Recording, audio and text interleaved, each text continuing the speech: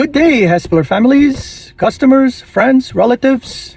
I wanted to make a short video today to address some of the questions and comments and accusation that somebody posted on This Is Our Hespeler Facebook page last Friday, September the 30th.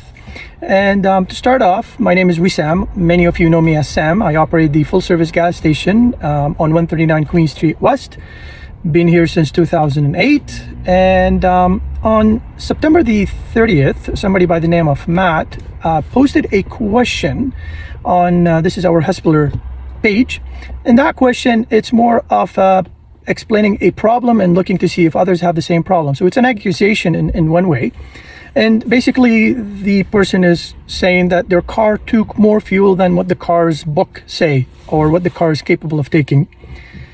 I had the chance to message Matt through Facebook Messenger, and he got back to me. We had a phone call conversation about 25 minutes. And from the receipt in his hand, he was telling me, this is how much fuel I got, and my car doesn't take that much fuel, and there's a discrepancy.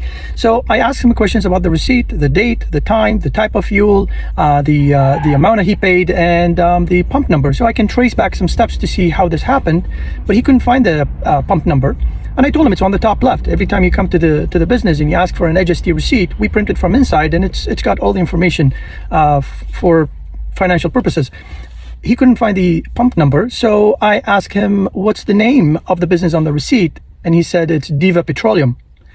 Yes, so it got me a little shocked.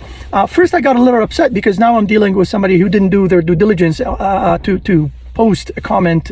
It could hurt that business by, posting these comments or question like.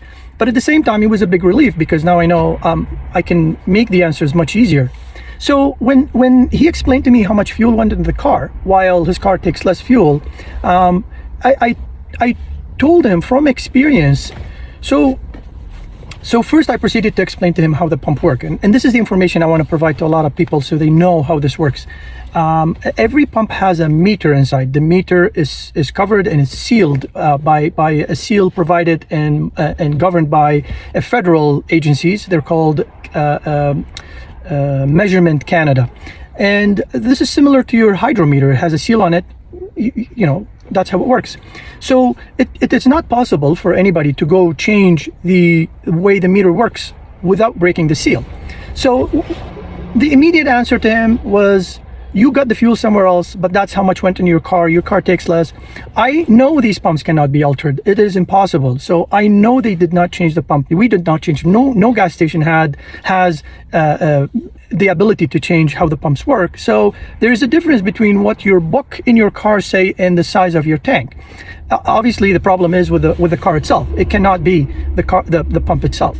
And I proceeded to explain to him this measurement device. It's called the meter inside the pump. It's sealed. And if somebody, and let's hypothetically say, if somebody wanted to open that box and alter the way the meter works, they have to break the seal. And on an inspection by the federal agencies or their officers show up, you don't have time to go change these numbers and make it right. And you don't have time to do anything.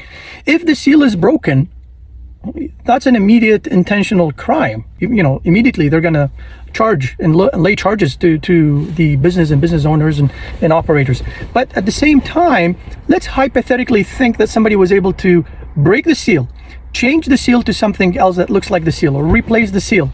The interesting part that the meter has a serial number. The seal has a serial number. All this information is saved at a profile with Measurement Canada, so they know what serial number should be on the seal and on the pump and on the metering device itself.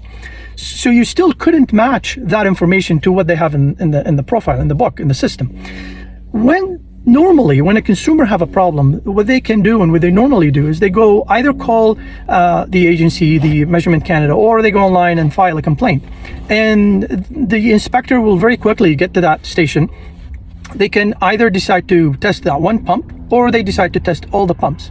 They come in very quickly. They park right by the pumps, they stop the business, and they request to do the inspection.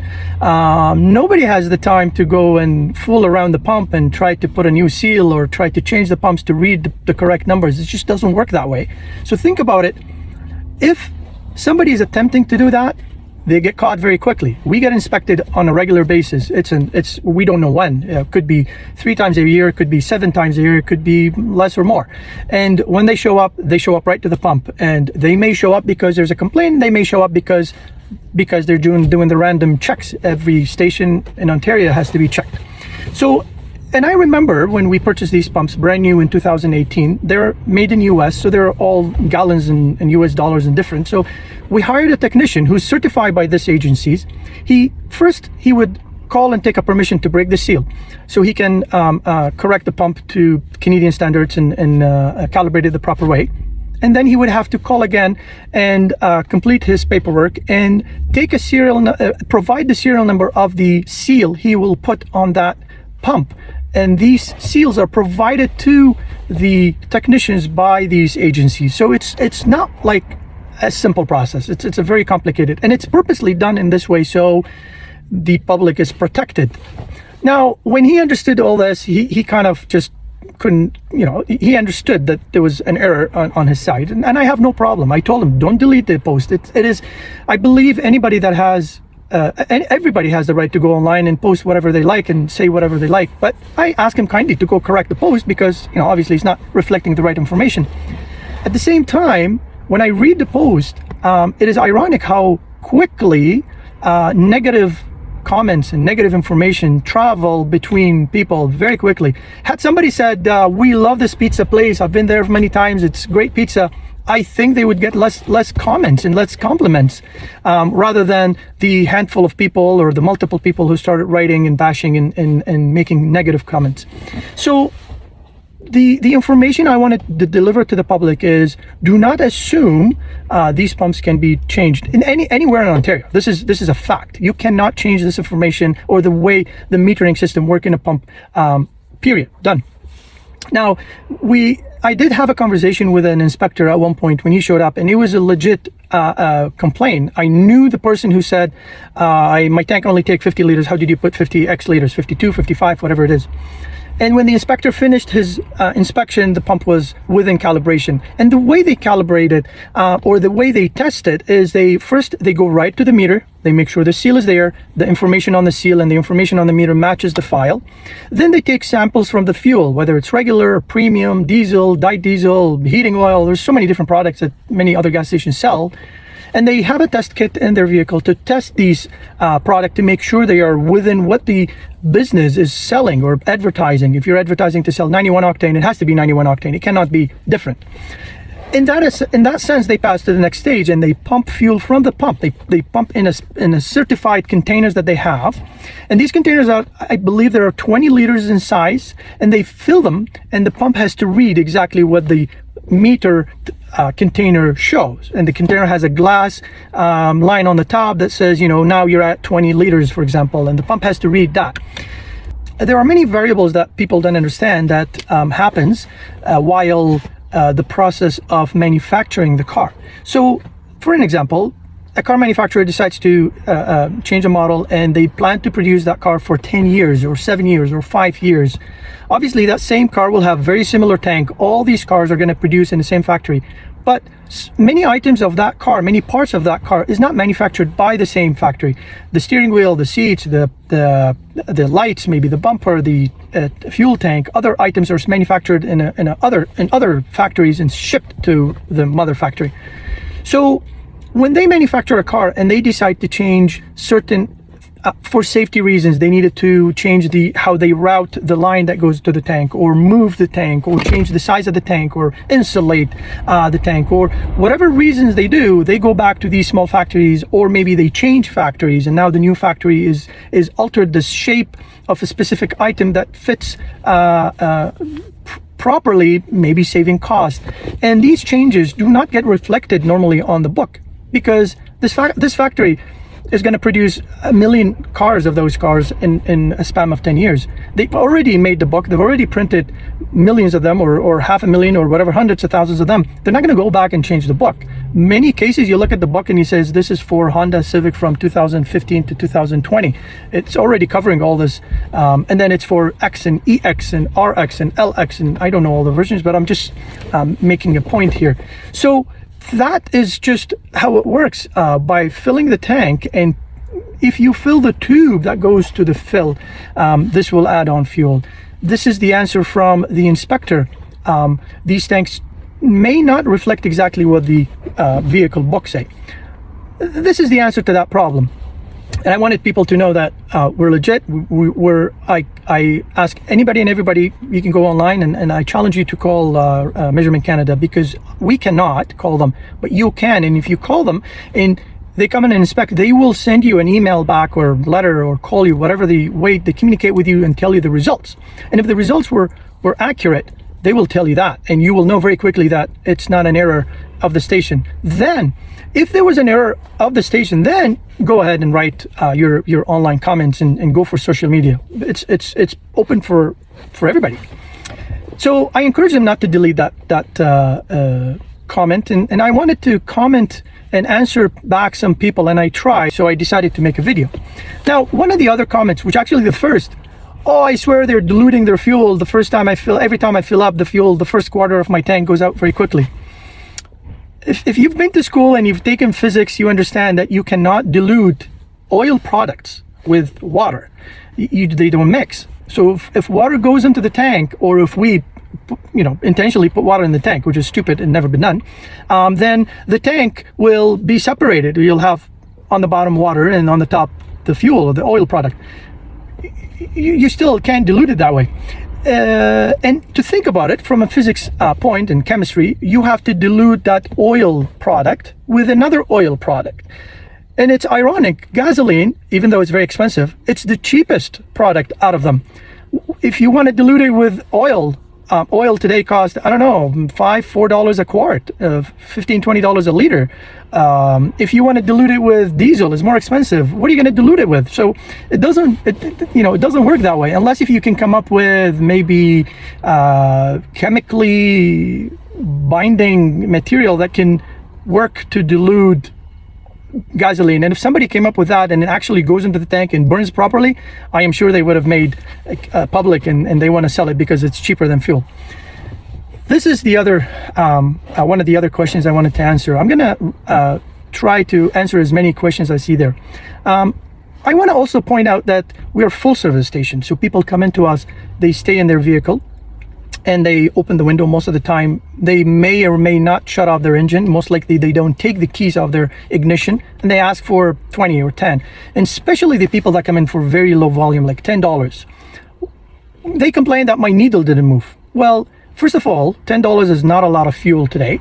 Second of all, when you think about the exercise, when you go to a self-service station, when you remove the key, turn off the car, get out of the car, slam the door, pump your $10, go into the store, pay for it. This is the natural routine. And then you come outside, open the door, slam it again, get into the vehicle, and start the engine.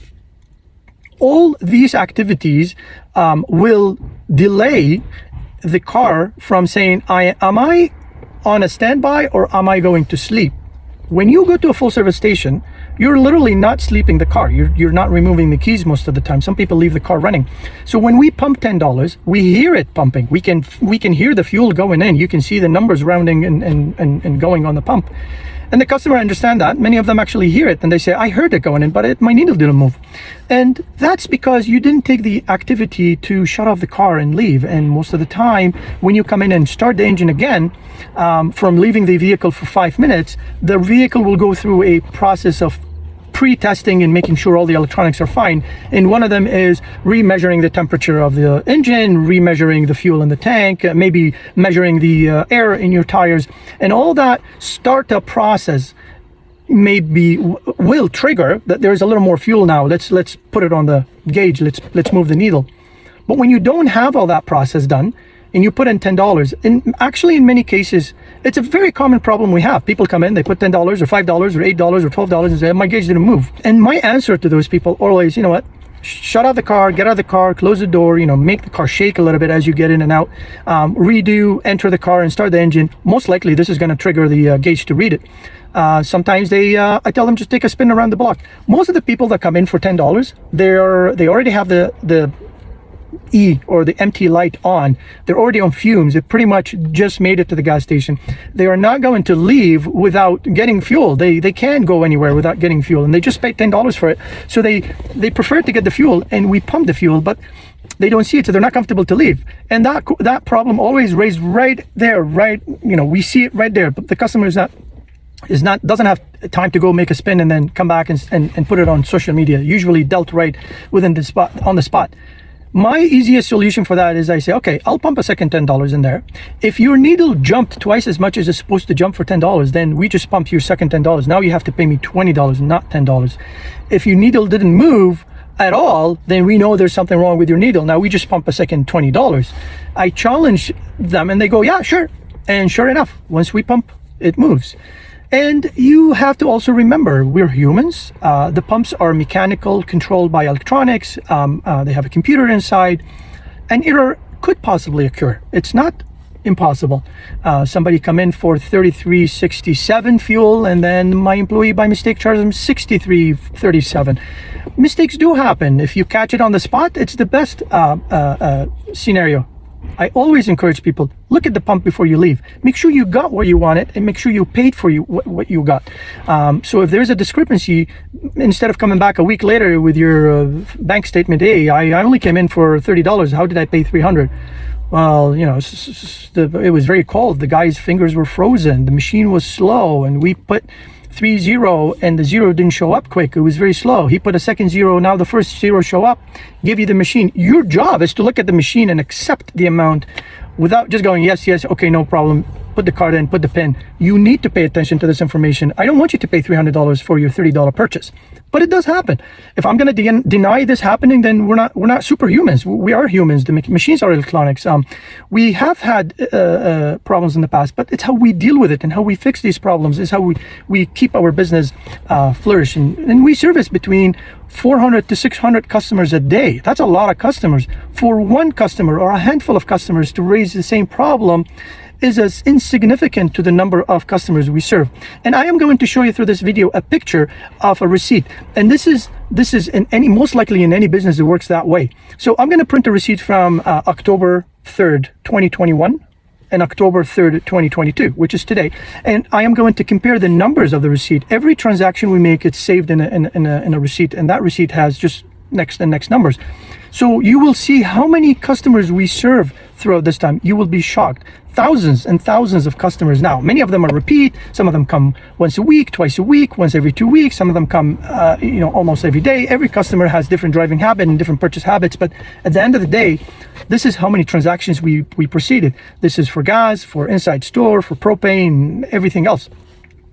Remember, when you come to this station, you're communicating with a human. Make it clear. A lot of people come in, fill me up, put 40. You want 40 or you want to fill up? Because your fill up may be more than 40. I don't know how big your tank is. I don't know how much left in the tank. I don't know how empty you are. Just tell me what to do. I'll do it. So, and some people come in and some people do it intentionally. They say 50. But then at the end, when we pump 50, they go, no, I asked for $15. And that's unfair. And we've had a few of those. So if you notice, we use a repeat question. Did you say 50?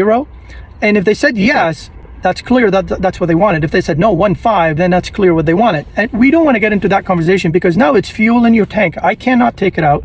I don't know how much to take out. You don't have money to pay. You meant to say 15, but you made it sound like 50, and it's a problem. Who's going to pay for that? Not me. Employee didn't make a mistake. You don't want to pay for it.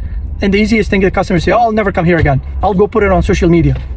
It is a problem that we face every day. And that's one of the problems of full serve. We're offering the service and we're happy about it. We love it. I love all the people that come here and I see them every day. I know a lot of their family stories. They know me. A lot of you are friends on my Facebook, and I wish I can be friends with all of you on Facebook or any platform. But it's difficult when a customer has a criminal mind to deal with that customer. They come into the store, they're planning to do something wrong. So they figure out a way to use the loophole in the system, and it's called, we're covered, we don't have good hearing, and he goes like this. What does that mean? 20? I think you meant 20, but make it clear. I'm going to read more of the comments and come back and make continue this video. So the first comment from Renata, they filled my tank, it showed full, but 15 minutes later the needle moved. So how do you think we made the needle go up? There must be something wrong with your needle for it to show it's full. And sometimes it's not full. It still could take another few dollars or $10 or $5 or whatever.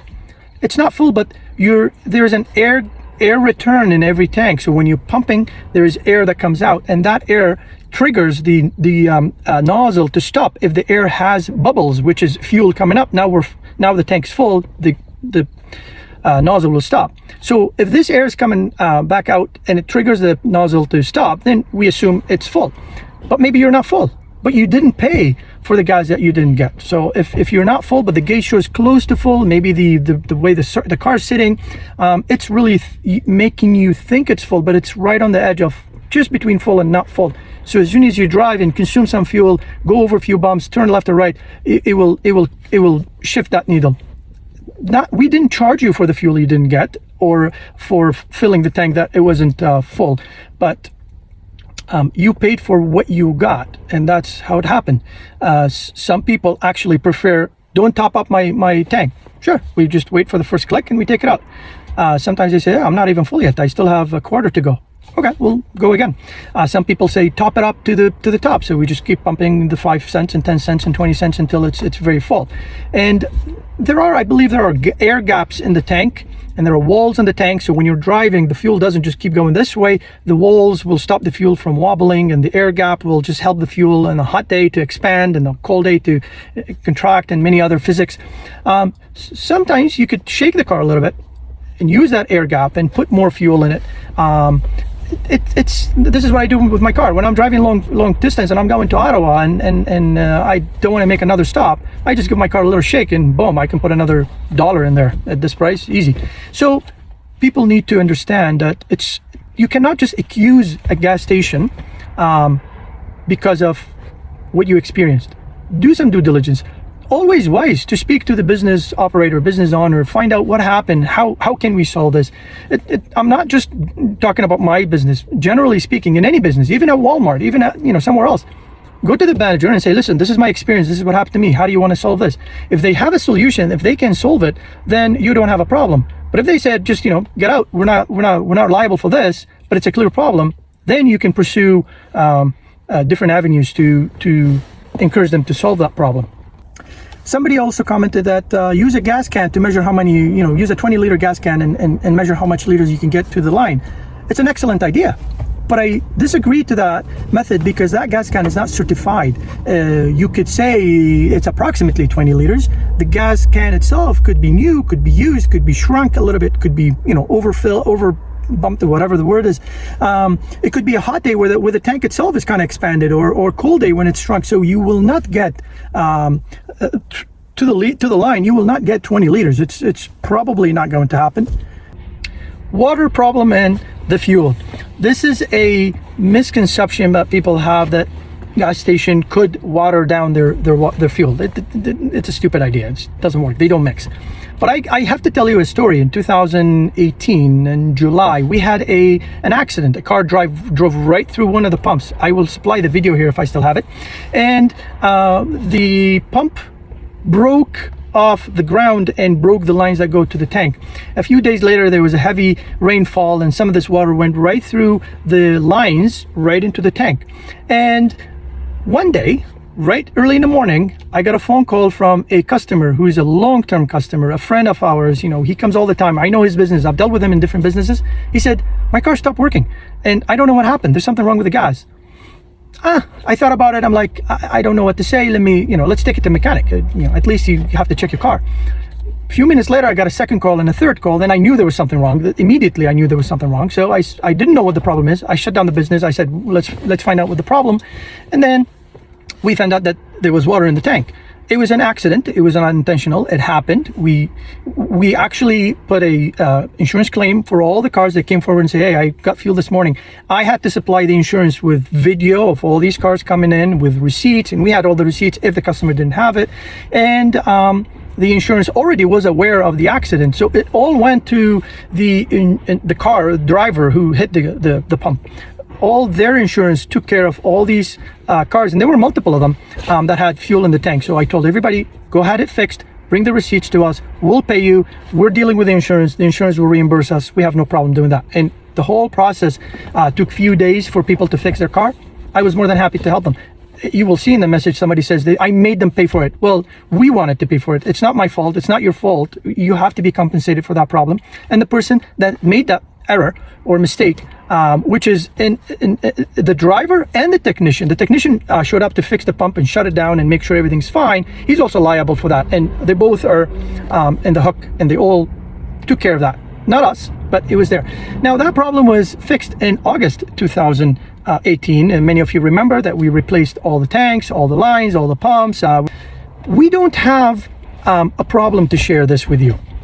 If it was an intentional, I would have a problem. Now, also I wanted to mention, back then we did not have electronic dip machine or electronic dip system. Electronic dip system, these are sensors inside the tank. They measure many things about the fuel level, the fuel temperature, the height of the fuel. They also measure the if there's any condensation in the tank, the water level, if there's water in the tank. And this information is now available inside the store on a specific machine that has warnings if there's a warning. And these tanks are now double wall fiberglass tanks. They're sitting underground, I think about 15-20 feet deep. Now, between the outside tank and the inside tank, there's vacuum. So if that vacuum is broken for any reason, we get a warning. If there is water in the tank, we get a warning, and the system automatically shuts down the pumps. So that problem cannot happen again. If somebody claims that they had a problem with their car because of water at that gas station, if somebody claims that their lawnmower stopped working because water in that gas station, or their fuel sucks, or that, that's not possible. You have a long-term problem that now you decided the last fill up was at this station and that's why I had this problem. But you could have possibly had this problem happening slowly until now it's time to, the engine is broken. Nobody has a problem with their engine and spend a couple of $1,000s on it and not come and make the owner aware, unless if they know it's not legit, because somebody's going to ask for a receipt, somebody's going to ask for explain to me how the problem happened. And because we know that the inspectors come in and they inspect the fuel grade and the fuel volume, we know the fuel in the tank is correct. If somebody says all their grades suck and I don't buy fuel there anymore, I'm not going to tell you have to come here. You can go wherever you wish. But you can't say their fuel. You don't have any merits to your story. You don't know. I could sue you for defaming the business by saying incorrect information and damaging the business. And anybody can sue. Any business can sue anybody that defamed their business and damage their business by saying incorrect information. You just need to be careful how you investigate your problem before you go public. Another comment is they rarely give an itemized receipt. And yes, that's true. The system, the way it works, once we pump the fuel and we put the nozzle back in the pump, then that amount of fuel will show up on the inside screen. If you want a receipt, ask for it. We're more than happy to go in. We have to print that transaction, but we may, when you don't need a receipt, we just tell the system, don't print a receipt. It'll be digital in there. You can come back an hour. You can come back the next day. Call me. I'll print a receipt. Just give me the right time, the right amount, and I'll find that receipt. I'll print it. I'll text it to you. I have no problem providing these receipts, but we can't just waste paper and make the print automatically print everything. And then 99% of the people don't ask for the receipt. Some people run business, some people run books, and they have to put all the information and they ask for a receipt. A lot of people take the receipt. A majority of the people don't. If you use debit or credit, again, that's a manual process. We're out there, we're looking at the pump, we read the amount. It's easier when the amount is fixed. If you come in and say, give me 40, than saying, fill me up, it's easier for us because we're copying that 40 into the machine. We're programming the machine we give to you. And I encourage you, read the machine, read the pump. It's important, you're paying for it. But at the same time, when the pump came to fill me up and it's 96.58, we may make a mistake, so pay attention to that. We don't intentionally want to make a mistake, but these mistakes happen. Again, we're a business, we make mistakes. Make us aware of these mistakes. Sometimes you don't know what the employee is on their head. You don't know whether they had problems at home, if they are thinking of it's a long day, it's a cold day, it's a very hot day, they already served 250 cars, many different numbers run in their head, so they may make a mistake and just put the wrong number. That's important that you pay attention. Ask for a receipt. I also want to say thank you and thank you and thank you for all the great customers who actually put positive messages in there. They say, I've always been going there, never had a problem, great service, whatever you like to say, go ahead and say it, whether it's positive or negative. But I really appreciate when people share their experience, their positive experience to show. I'm going to show you two receipts now. That's from October 3rd, 2021 and 2022. And you will see how many customers we have served in this period. Somebody said, I track my mileage and I get 25% more mileage from a different gas station. Let me guess a few things. Maybe your driving habit changed. Maybe you're going on the highway in a different traffic. Maybe the wind is against you. Maybe there are so many factors. But 25%, that's a huge amount. It's an alarming. Like, how did that happen? It can't be possible. Now, if you tell me I get 5% more or 3% less, you know, it's possible. But your driving habit, the way you stop. And this is where I'm going to get into the end of the video. I have tips on how you save fuel because it's important. Fuel is very expensive today and it's good if you know how to save fuel. So here are a couple of facts I'm going to share with you.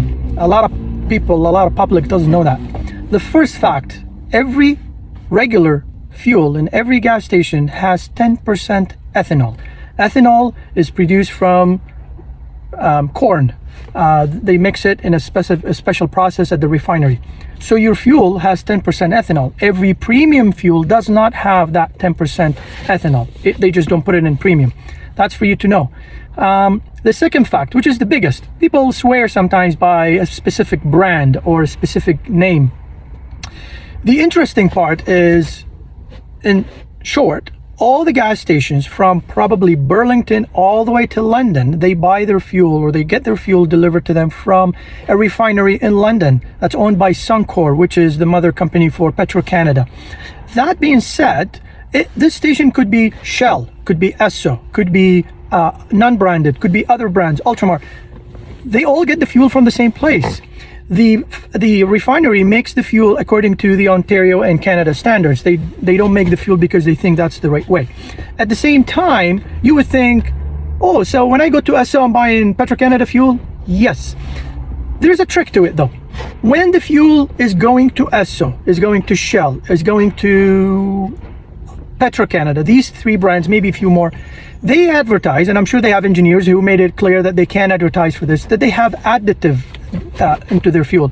That additive changes how the fuel reacts with your engine on a long term. So one of the companies will say our fuel has a cleaner in it. I'm not sure what you call it, detergent, whatever it is. It cleans your engine as it runs. Well, possibly, because they have they must be legally right. But how much of that is in their fuel? We don't know. I'm sure it's a very minor, very small amount. It's insignificant to the amount of fuel that they sell. And it's going to take you 10 years. You may have to buy two exact cars. One will go to one specific brand and the other one goes to a no brand. And you will find out in 10 years whether there is any comparison. It's very hard. But that's how they advertise their fuel. Our fuel doesn't have additive, but it comes from the PetroKing. The other fact, and that's actually very big misconception, put premium fuel to, it's cleaner for your engine, it's better for your engine, it's cleaner fuel. It actually isn't. It's the exact same fuel, except it doesn't have ethanol. But all the engines in the past 15 years are designed to work with up to 10% ethanol. Some of them are designed differently, so they have to take premium. And if your engine, if your car, when you open the fuel door, if it says premium required, don't put regular fuel. You're getting less mileage. You're probably damaging the engine or damaging the fuel, or sorry, the exhaust system, where very quickly in a couple of years you may create enough damage that you lose power. So if you go back to premium, you're not fixing the problem. You already created a problem that you cannot fix. There are probably ways to fix it, but it's not as simple as switching fuels. So if your car is required premium, then put premium. I'm sorry, premium is more expensive. You're probably going to think I'm paying more for it, but you're getting what you're paying for, and that's what the car is designed for. If your car is required regular, don't waste your money on mid-grade and premium. I have people come in and they say put premium. They have an older vehicle or a Honda Civic that only takes regular. I'm not going to argue. I'm going to sell you premium. But it's just waste of money. You're not getting anything. The premium is higher octane. When the octane is higher, then you can compress it more so you can burn it. And that's the only difference. What you need to know, if your car is compressing, they call it 9.5 or 9 ratio, so it's compressing the fuel 9 times before it sparks, the fuel will work well, the regular fuel. But when you compress the regular fuel more than 9 times, I think 10 or 11 or 9.5 or whatever, when you compress it more than 10 times, then the fuel will become weak and unstable, and the heat that's around it in the engine and in the cylinder will make it burn on its own before the required time to burn it. Therefore, imagine the cylinder is coming down, it needs to go more down, but now you're burning, you have an explosion at this level, not at that level where it's ready to go up. And now you're forcing the cylinder to create more pressure, push that already exploded fuel, and then go up to use the energy in the fuel to continue working. So if for example, if you get 55 octane fuel and you put it in your engine is not going to work. Your fuel is going to spark way before it can withstand the pressure before the spark goes in there, and it's going to burn too quickly, and the burnout is you're going to have some white smoke coming out, which is not safe. The cylinder will shake inside, and that's the knocking noise you hear. And a lot of people say my engine is knocking, and it's knocking because of that, and because the mechanics on the top cannot handle the explosion before the net zero until the cylinder goes up. You can find a lot of literature on this online, but please don't put the wrong fuel in your vehicle. Now, if you feel comfortable to put premium in your regular and you can afford it, go for it. There's no damage that way. You're just damaging your pocket and your money. But don't put regular fuel in the premium. Unless if you've done some modification to the engine. And some people, some younger crowd, older crowd, they go into the engine, they change the compression, they put turbo, they change things, and now you know that your engine is different and you require premium fuel. Put premium. If your engine says premium recommended, that means the engine has a variable in their mechanics where they can either press it to 9 times or 10 times or more pressure, 10.5 times. In that case, it's your choice. The engine will sense what type of fuel you have, and it will adjust the compression to that, so it will take full advantage of that fuel without damaging your engine. That's a fact. John Bricker mentioned that they screwed up my riding lawnmower. All grades sucks there. Owner is sneaky. How dare you? Now, just to give you an understanding, that we get an average of 3 deliveries every week. There's there's one at the beginning of the week, one in the middle of the week, one at the end of the week, and we're busy. We're just continuing to make these orders come in. So you can't just assume they have bad fuel. It doesn't work this way. There's a fresh fuel almost every second day. Fuel does change in quality if you keep it for, I don't know, a year or so in a container, but in our case it changes.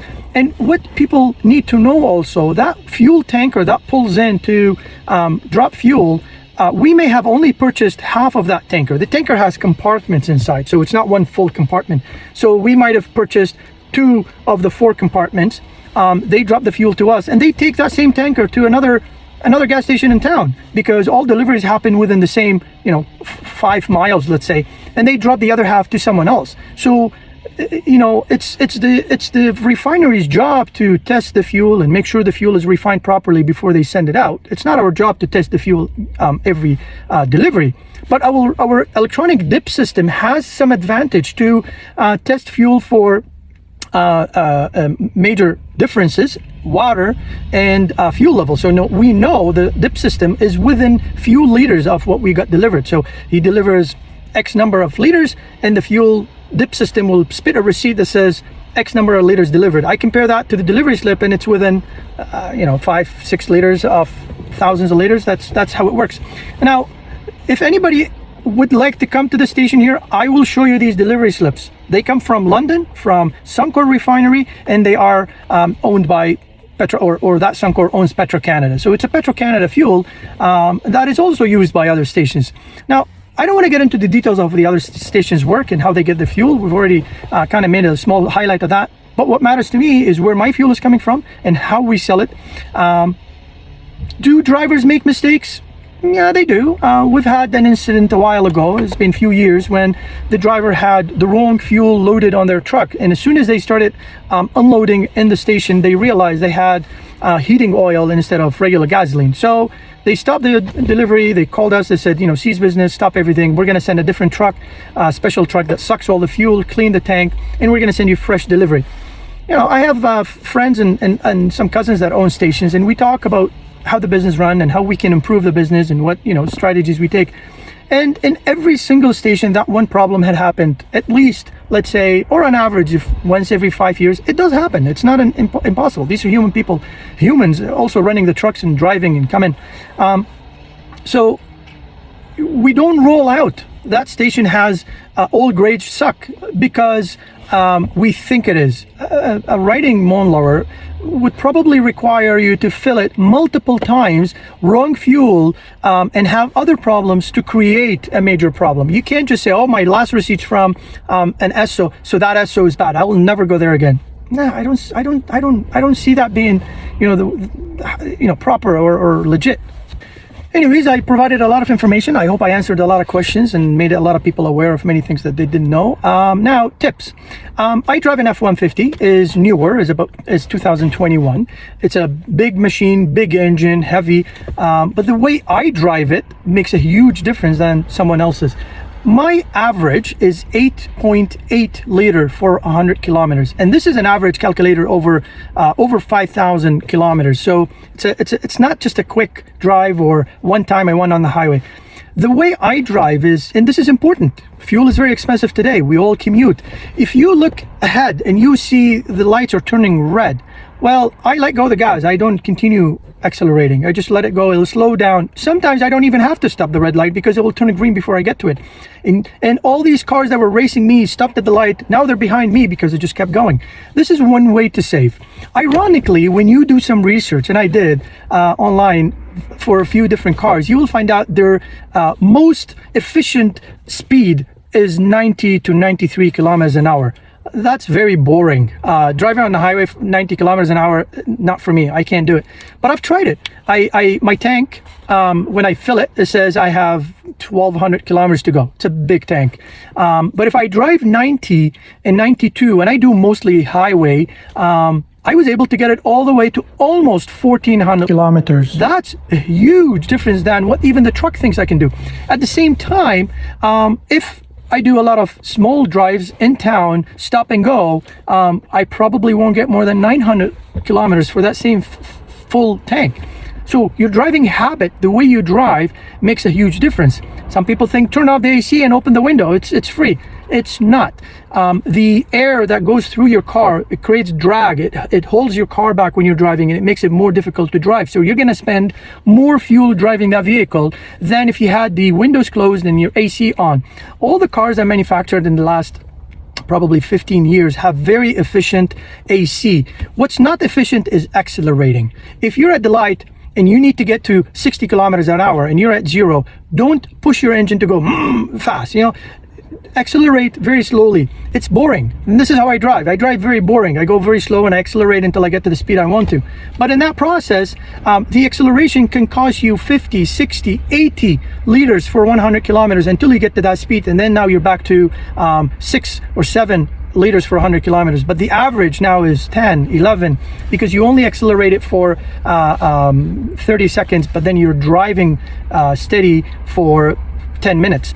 And you have to think about that. Now, if you have extra load in the trunk that you don't need, take it out because it'll save you. If you put proper tire pressure, not overinflated, not underinflated. Look at your door sill. There's a sticker that says what the pressure is supposed to be. Correct air pressure in your tires will save you fuel on the long run. New tires versus old tires. When the tires are new, you've got all these grooves inside them. They have lines and holes and empties. So you have less surface touching the ground. That's because the tire is brand new and it's better traction. When the tire is worn out and it's completely bald, now you have bigger surface that's touching the ground. Then you will require more fuel to move this tire on the ground. It may cost you a lot of money to change the tires, but it will save you on the long run when you save 1 liter for 100 kilometers on average for 2 years. thank you very much for watching this video, listening to my comments, my answers, and I would invite anybody and everybody to challenge me. If there's a question I know the answer to, please bring it to me. I'll try my best. If you have an issue that you want to solve, always take it to the operating manager or the business owner. They know more about their business and they care about their business. They're not going to lose a customer unless there is probably an intentional problem that they can't fix.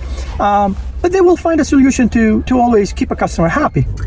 170,000 transactions between October 3rd, 2021 and October 3rd, 2022. That's a huge number of transactions. We've served some people many times and some people less times, but the point is, every time somebody come in for gas and propane, that's one transaction. Somebody come in for gas and chips, that's one transaction. And if you do the math, that's over 450, I think 480 transactions per day.